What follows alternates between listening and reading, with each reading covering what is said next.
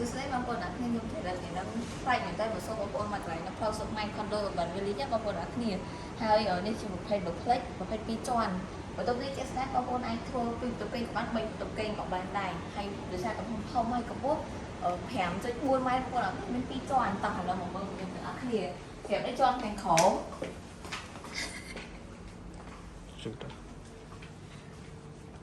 បន្ទប់ទទួលភ្ញៀវបងប្អូនអ្នកគ្នានេះ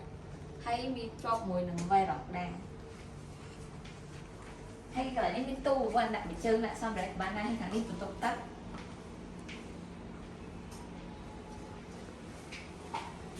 ហើយកន្លែងនេះមានជាក្រាក់បាយផ្ទះបាយទៅបងប្អូនគ្នាហើយចូលក្នុងទៀតមាននេះបងមានវ៉ែរ៉ាដែរបងប្អូនអាចដាក់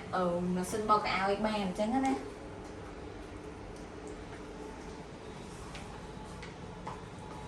តោះឥឡូវតើមើលជាន់លើមួយក្នុងអ្នកគ្នា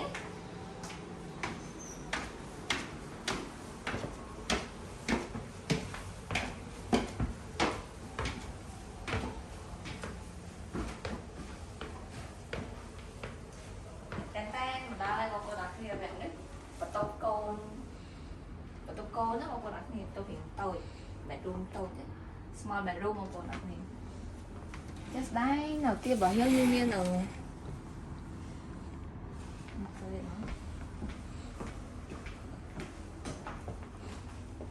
ហើយនៅកណ្ដាលនេះយើងមានបន្ទប់ទឹកមួយ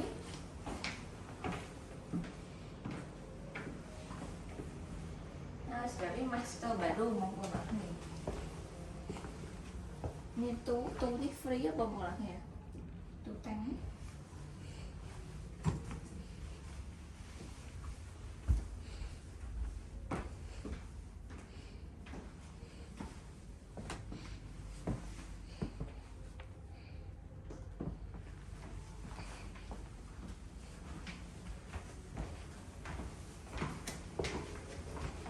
ច្រើនបងប្អូនអរគុណសម្រាប់ការទស្សនាជួបគ្នាវីដេអូក្រោយបាយបាយ